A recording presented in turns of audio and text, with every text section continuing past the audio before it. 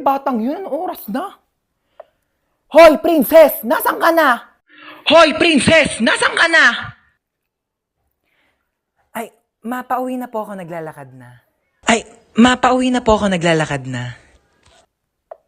Bata ka, anong oras na? Ano, wala kang plano umuwi? Bata ka, anong oras na? Ano, wala kang plano umuwi? Kaya nga ako bumili ng pasalubong mo. Wait mo ako dyan, ma. Wait mo ako dyan, ma. Okay. Okay, sige na, ingat ka ha. Nak, paano ba buksan tong TV? Manonood ako ng teleserye, dali nagsisimula na. Nak, paano ba buksan tong TV? Manonood ako ng teleserye, dali nagsisimula na. Pindutin mo lang yung red button, ma. Nak, saan dito naman? Kay dami naman ng pula dito, hindi naman gumagana. Nak, saan dito naman? Kay dami naman ng pula dito, hindi naman gumagana. Yung sa may taas banda.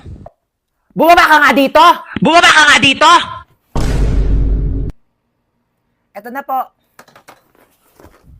Tignan mo, oh, nakakaawa yung bata. Nagtatrabaho na siya agad. Dapat nag-aaral pa yan eh. Kaya ikaw, napakaswerte mong bata ka. Pero nag-aaral naman ako. Nag-aaral tapos 0 sa quiz.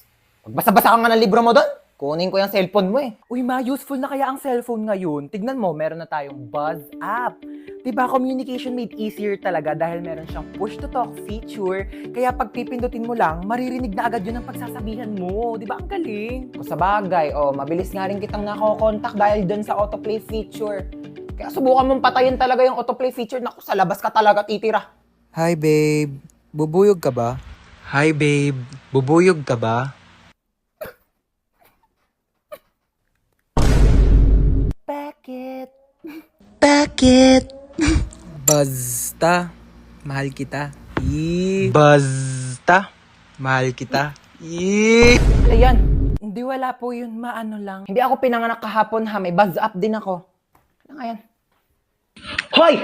Ano babe? Tigilan mo yung anak ko!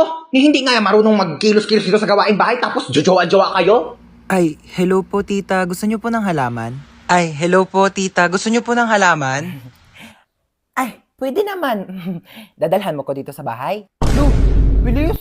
Ganun talaga. Parang buzz up. O, di ba? Mabilis na makipag-usap. True. Diba, sobrang convenient. Buti na lang talaga din-download natin. Wala, sige, maghugas ka na nga doon. Nang maging convenient naman ang buhay ko. Ibabaz ko pa nga aking mga kumare.